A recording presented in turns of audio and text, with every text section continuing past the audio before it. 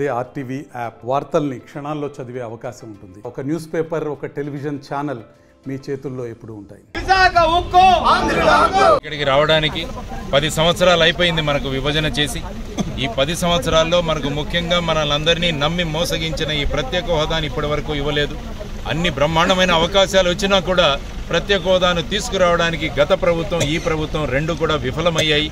అందువల్ల మేము ఇప్పుడు వాళ్ళ విఫలాలను చూపించడానికి రాలేదు. మళ్ళా వెళదాం అందరం కలిసి, అన్ని పార్టీలు రండి, అందరం కలిసి ఢిల్లీకి వెళదాం. ఢిల్లీలో కూర్చుందాం. ఏ విధంగా రైతులు కూర్చున్నారో అక్కడ ఆ విధంగా మనం అంతా కూర్చొని రాష్ట్రానికి ప్రత్యేక హోదా తీసుకొద్దాం. రాష్ట్రంలోని యువతరానికి, భావి తరాలకి మనం అందరం కూడా మార్గదర్శకులుగా ఉందాం. రేపు వాళ్ళు ప్రశ్నిస్తారు మనందరినీ, మీరేం చేశారని.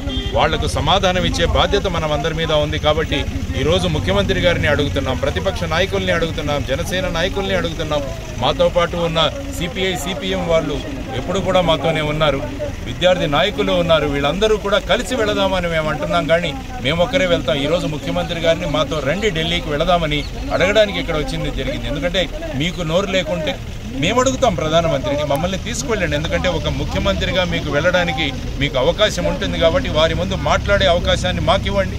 మేము వివరిస్తాం ఈ ప్రత్యేక హోదా పోవడం వల్ల ఈ రాష్ట్రం ఎంత వెనుకబడిపోయిందో, ఇన్ని లక్షల కోట్ల అప్పులు చేయాల్సి వస్తుందో. గుజరాత్లో అయితే మీరు బ్రహ్మాండంగా పెంచుకుంటున్నారు, మరి ఆంధ్రప్రదేశ్ని ఈ విధంగా ఎందుకు చేస్తున్నారని నిలదీస్తాం. కాబట్టి ఆ నిలదీయడానికి వారందరినీ కలిసి వెళదామని చెప్పడానికి ఈరోజు మేము ఇక్కడికి రావడం జరిగింది. మరి వాటి వస్తారా రారా, లేకుంటే కేవలం ఎన్నికలే వాళ్లకు ప్రధానమా, రాష్ట్ర భవిష్యత్తు ప్రధానమా అన్నది వారు నిర్ణయించుకోవాలి. ఈ పోరాటం ఇలాగే కొనసాగుతుంది. అందరం కలిసి వెళదాం, మన నిజాయితీ ఏంటో ప్రజలకు చూపిద్దామని ఈరోజు ఈ కార్యక్రమాన్ని ఏర్పాటు చేయడం జరిగింది.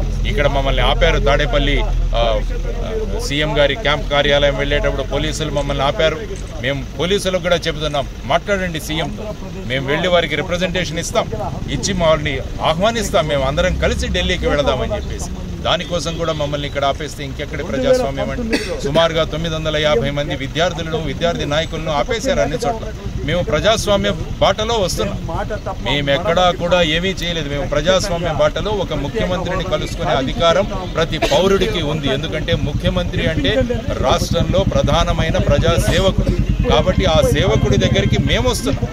కాబట్టి సేవకుడు మమ్మల్ని పిలవకుండా మమ్మల్ని ఇక్కడ ఆపేస్తే ఇదెక్కడి ప్రజాస్వామ్యం అండి. కాబట్టి ఈ ప్రజాస్వామ్యం ఎలా ఉందో కూడా ప్రజలకు తెలియాలి.